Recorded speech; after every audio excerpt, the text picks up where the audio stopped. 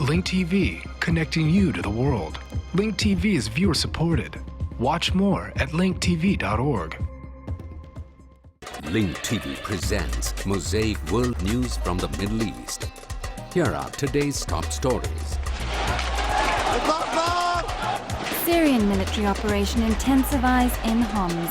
Israeli Navy takes over Gaza-bound protest boat. And Egyptian protesters reject cabinet reshuffle. Mosaic World News from the Middle East begins now.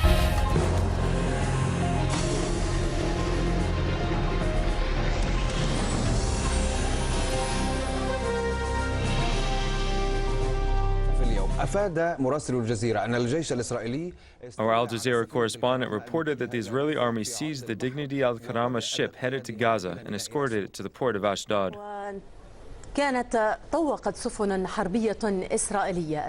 Israeli warships encircled the ship as it approached the coast of Gaza. The ship sailed Saturday evening from Greece with activists on board. They said that their journey was supported by defenders of Palestinians' rights for freedom and dignity.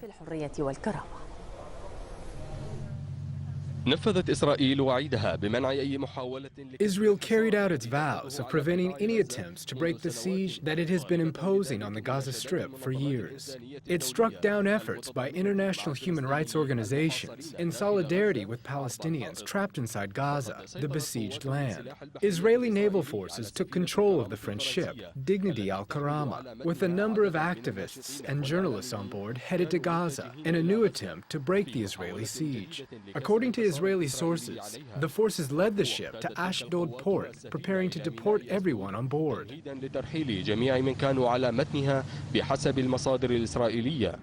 Even though the Israeli army did not reveal the location where its forces intercepted the ship, activists and journalists asserted that their ship was sailing in international waters when it was seized. Dignity Al-Karama is the only ship that survived the Greek authorities' ban on the largest flotilla preparing to sail to Gaza. Hundreds of human rights activists from 22 countries took part in the flotilla's sail.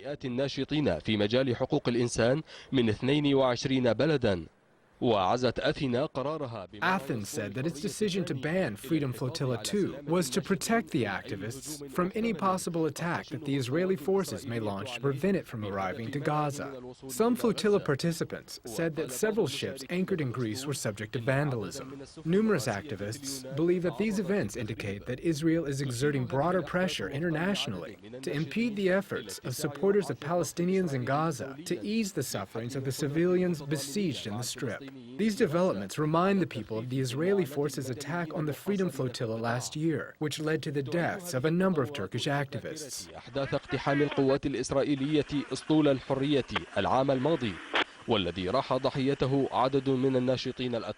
Despite Israel's insistence on continuing its siege on Gaza, organizers of this flotilla believe that the Dignity Al-Karama ship and the members on board have delivered their message to the world that humanity in Gaza is suffering from suffocation and starvation.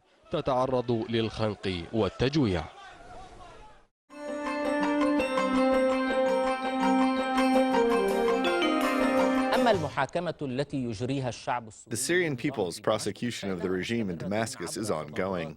It is being carried out daily through day and night demonstrations and a series of strikes and protest actions.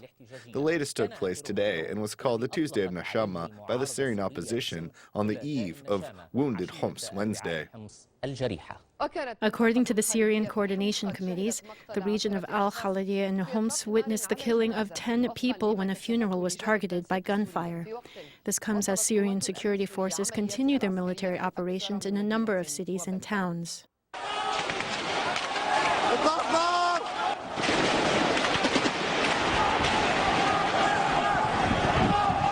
Even the bodies of the deceased were not spared from the gunfire of security forces while en route to their final resting place.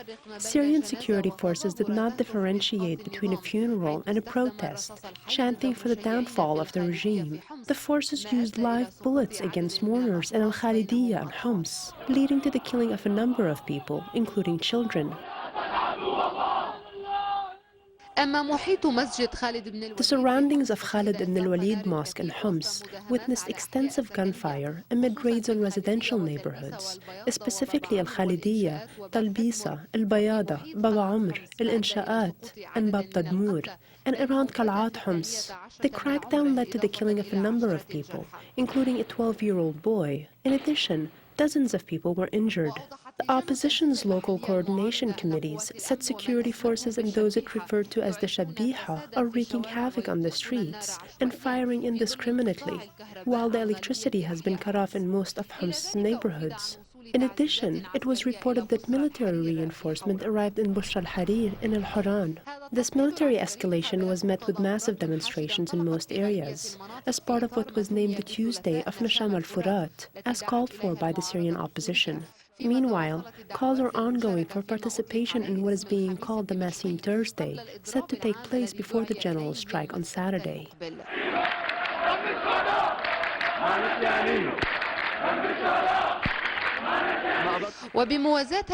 Parallel to these developments and the military campaigns that also reached the area of Zabadani and Katana, additional defections from the army have been reported in the past few hours.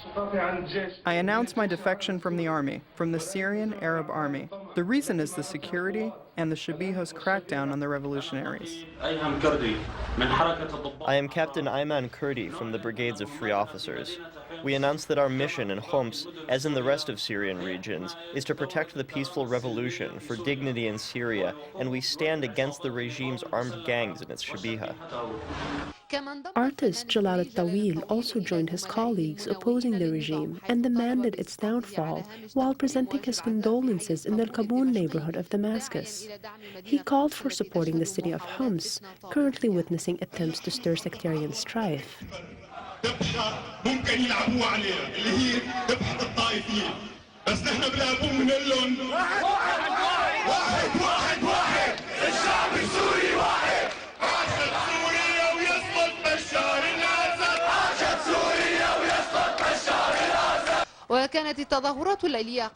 Night demonstrations continue in most areas, during which protesters chant for the downfall of the regime, rejecting dialogue before the resignation of President al-Assad.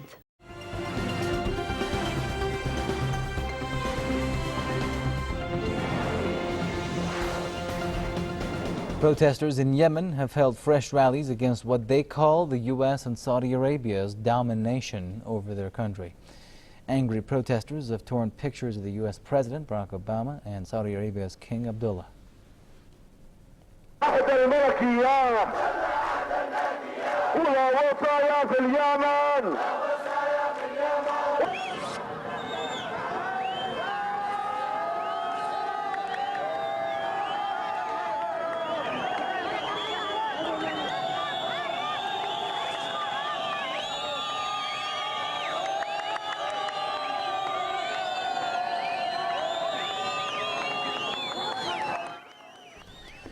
The protesters accuse Washington and Riyadh of making efforts to save Ali Abdullah Saleh's regime.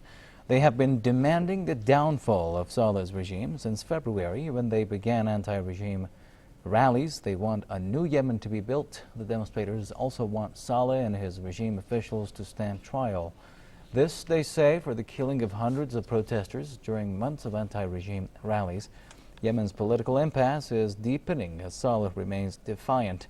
He is still in Saudi Arabia, recovering from wounds he sustained in an attack on his palace last month. NATO helicopters have attacked Libyan military convoys in the eastern town of Braga. Revolutionaries say the convoys were attacked as they tried to resupply Muammar Gaddafi's forces. A spokesman for the revolutionaries says aerial reconnaissance was gathered by NATO ahead of the attack. Meanwhile, revolutionaries fighting Gaddafi forces announced that they have retaken control of the strategic town of Braga. This while heavy fighting continues in the western mountains. The Russian president, meantime, has called for a peaceful solution to months of fighting. Speaking in Germany, Dmitry Medvedev said he believes it's wrong to back one side and isolate the other. Pakistan accuses neighboring Afghanistan of firing mortar shells across the border, killing 4 soldiers and injuring 2 others. Officials in Islamabad say the Afghan army has fired over 20 mortar shells into South Waziristan, a tribal region. They say the shells have hit a paramilitary checkpoint. Afghan officials are yet to comment on the alleged attack. Cross-border violence between the two neighbors has risen in recent weeks. Pakistan's army says Afghan militants have killed dozens of security personnel in attacks on border checkpoints and villages. Afghans also blame Islamabad for killing dozens of people who lived in border villages. Pakistani President Asif Ali Zardari is in Kabul now to discuss the border violence with his Afghan counterpart, Hamid Karzai. Meanwhile, 7 police officers have been killed in Afghanistan's restive southern province of Helmand. The incident took place in the main provincial city of Lashkar Gah, where foreign troops are due to hand over control to Afghan forces on Wednesday. Officials say the assailants first made the officers unconscious by poisoning their food and then shot them. Investigations are underway. In a separate incident, militants kidnapped and killed 2 civilians in the same region. NATO has reported the death of 1 more soldier in an explosion in eastern Afghanistan. The military alliance also says that 3 more soldiers have been injured in the blast in Kunar province. NATO has now revealed the nationalities and names of the soldiers. The Taliban, meantime, have claimed responsibility, saying 6 American soldiers have been killed. Over 320 foreign soldiers, most of them American, have been killed in Afghanistan so far this year. There are currently around 140,000 U.S.-led foreign troops in the country. Now, Iran says it'll seriously encounter any provocative measure along its borders. Foreign Ministry spokesman Ramin Mehmanparast says any act by terrorist groups aimed to create insecurity in Iran will receive a decisive response. The remarks follow an attack by terrorists against Iranian troops in northwest Iran near the Iraqi border. Dozens of PJAK members were killed, several more injured in Sunday's clashes in the city of Sardasht. Iran's forces also took full control of 3 PJAK camps inside neighboring Iraq. PJAK is an offshoot of the PKK group, which is known as a terrorist organization by much of the international community. A senior commander of Iran's Islamic Revolution Guards Corps has told Press TV that terrorist groups like PJAK benefit from the support of certain foreign countries. You see, right now, the same PJAK terrorist group, you should look at where they get their funds. They can get logistic support from the Americans and the Israelis, and also military training as well as hardware and also weapons.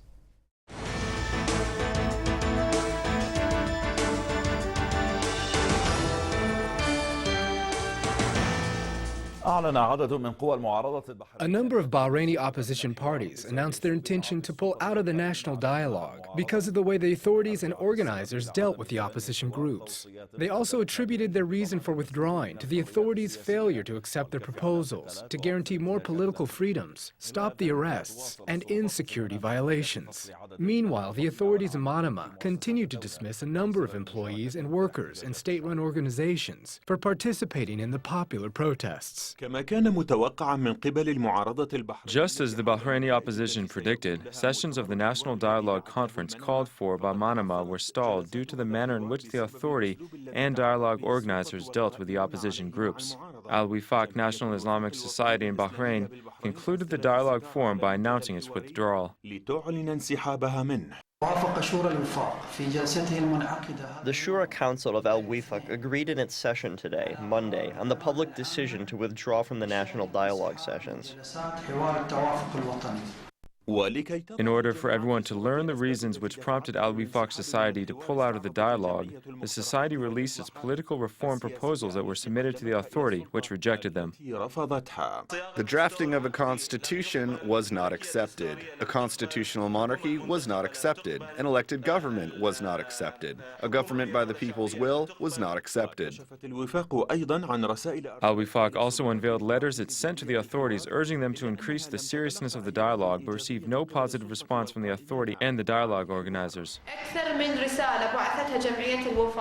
Al-Wifaq has sent a number of letters in order to take part in deciding the specific approaches in administering the dialogue, but the existing administration does not want to engage in a real dialogue. وبالتزامن مع إعلان الوفاق انسحابها من الحوار ألمحت 3 جماعات ليبرالية معارضة. Coinciding with Al-Wifaq's announcement to withdraw from the dialogue, 3 liberal opposition groups in Bahrain also hinted in their statement that they may pull out of the talks as well. They said that the dialogue is not accepting any proposals that entail guaranteeing more political freedoms and putting an end to the arrests and security violations. Regarding the record of violations that the Bahraini authorities exercise against the protesters demanding reforms and freedom, a number of people subjected to these violations during their arrest spoke of the horrific details after they were released.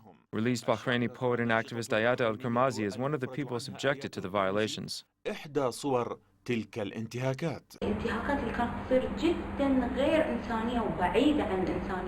These violations are extremely heinous, inhumane, completely inhumane. Why? Why is there no monitoring of these violations in the prisons? The people who tortured us had no mercy at all. If they saw us resting, for example, they would come and heighten their torture. وصورة أخرى لانتهاكات حقوق الإنسان في البحرين تتجسد في عمليات فصل الموظفين. Another example of the human rights violations in Bahrain is the campaign of firing employees, workers, teachers, and students because they participated in the popular protests. Dozens of administrative employees at Bahrain University confirmed that the university administration dismissed them from their positions and transferred them to disciplinary councils. A number of teachers said that they received letters to attend a disciplinary council to prepare for their dismissal. Amid these developments, the coalition of the youths of the February 14th revolution called on the public to participate in a 4th massive demonstration under the slogan, Self-Determination 4. The coalition affirmed in a statement that the demonstration will be held in Ad-Daraz region west of the capital Manama this coming Friday.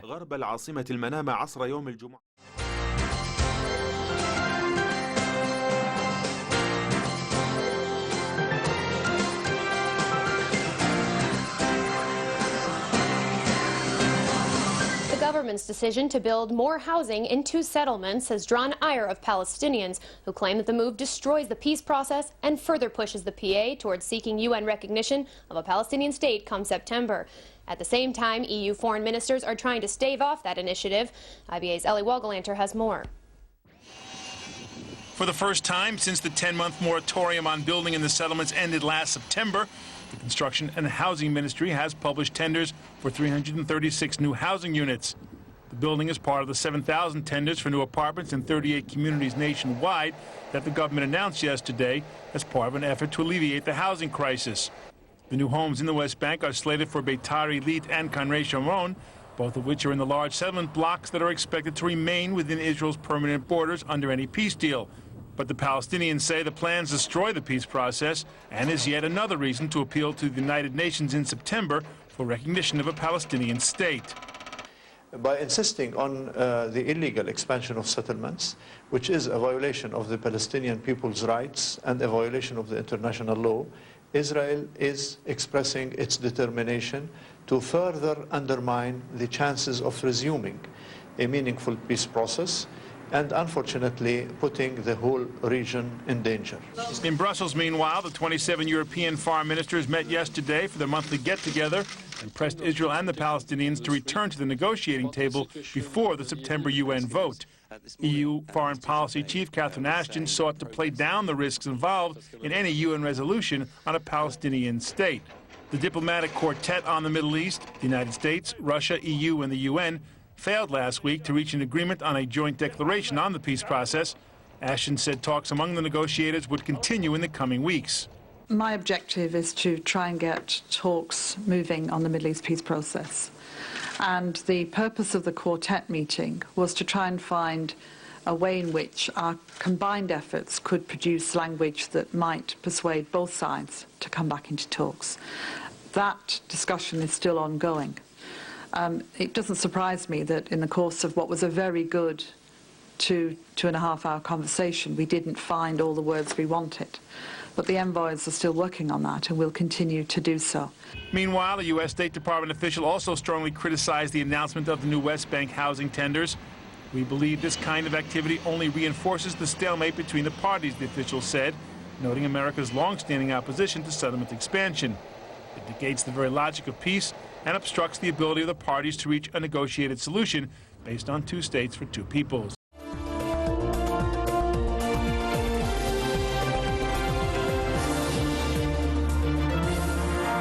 في مصر مشاورات جديدة حول التعديل الحكومي من المتوقع أن تستأنف اليوم. In Egypt, new consultations are expected to be held over the cabinet reshuffle. It is not clear when the ceremony for the new government will be held, as the constitutional oath set to take place before the military council yesterday was postponed. Egyptian Prime Minister Essam Sharaf, who is under tremendous pressure from the protesters, was admitted to a hospital last night for a brief period of time due to a drop in blood pressure. Even though the cabinet reshuffle is aimed at placating those criticizing and accusing the current government of procrastinating and implementing reforms, the Egyptian protesters do not consider the reshuffle to be sufficient. The latest demonstrations targeted the candidate for the Antiquities Ministry. لمنصب وزير الآثار بما دعا للاعتذار.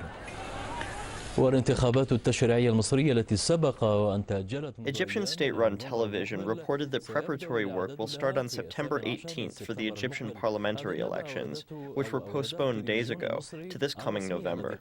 It also reported that the Supreme Council for the Armed Forces issued a decision to form a high electoral committee, led by the head of the Cairo Court of Appeal, Councillor Abdul Muhni Ahmed Ibrahim. The military council has been administrating the affairs of the country since former President Hosni Mubarak stepped down in February. إبراهيم.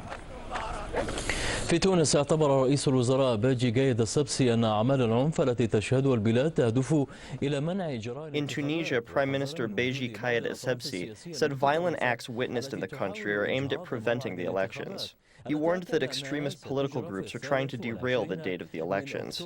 He confirmed that they will be held on October 23rd as scheduled. المدن التونسية قد أدت إلى مقتل شخص في موجة شغب.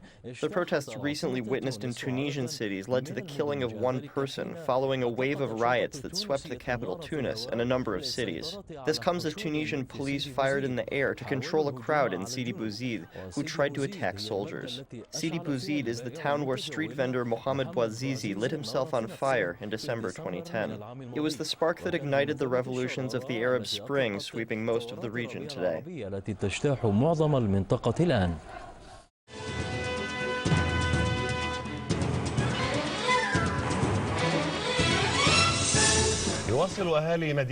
Residents of Jisr al-Shugur city continue to return to their villages and towns from the Turkish camps after groups of armed terrorists forced them to escape from their homes.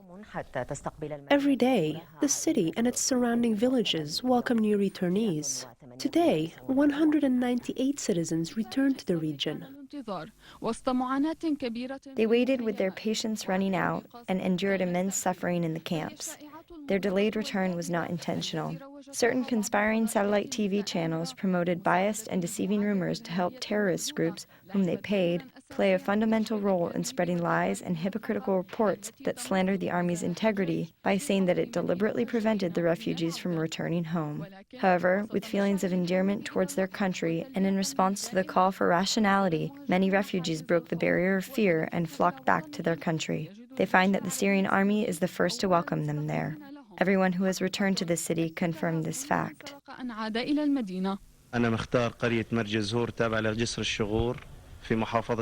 I am Mukhtar from Majur village of Jisr Sigur city in Idlib province. Thank God the situation is very relaxed. And thank God we thank the army and the security forces. They were the first ones to welcome us. Thank God there's security and the people are very kind.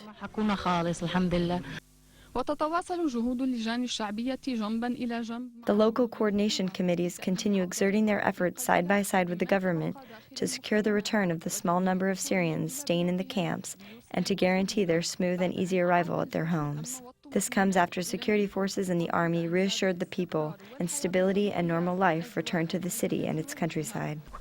في الأراضي الفلسطينية المحتلة واصلت طائرات الاحتلال الإسرائيلي غاراتها على قطاع غزة. In the occupied Palestinian territories, the Israeli occupation's warplanes continued their airstrikes on the Gaza Strip. They targeted the town of Quzaa and Khan Yunis with rockets, severely wounding 2 Palestinians. 2 other Palestinians were also injured after settlers assaulted them while they were herding their sheep in the Mishmash region in the West Bank. Occupation forces arrested 2 more Palestinians during a wide-scale raid campaign in a number of cities and villages in the West Bank. To complete their Judaization operation, the occupation authorities approved a settlement plan to build 336 new settlement units in the West Bank. Palestinians strongly condemned the settlement plan, considering it another reason for appealing to the United Nations to recognize a Palestinian state. منظمة الأمم المتحدة للتربية والثقافة والعلوم اليونسكو أكدت التزامها بمواقفها وبالقرارات الدولية. The United Nations Educational, Scientific and Cultural Organization, UNESCO, affirmed its commitment to the international resolutions regarding East Jerusalem City. The organization said that the Old City of Jerusalem is included on the World Heritage List and the list of the World Heritage in danger. It added that according to the UN resolutions, Jerusalem is still an inseparable part of the occupied Palestinian territories, and its final status should be discussed within the permanent status negotiations.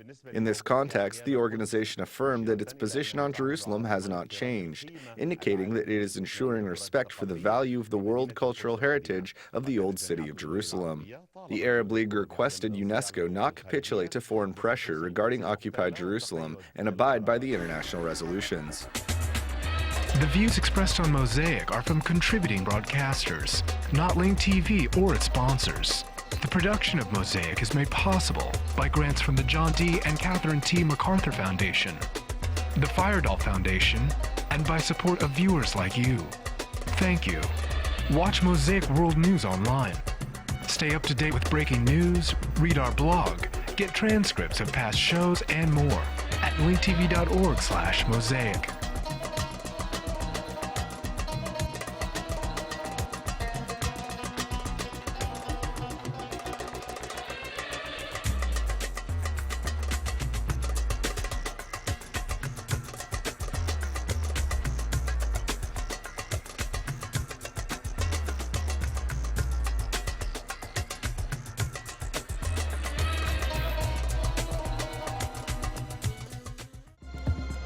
This program is brought to you by Link TV for educational and non-commercial use only. Link TV is the only U.S. network dedicated to global and national news, uncompromising documentaries, and diverse cultural programs which connect you to the world.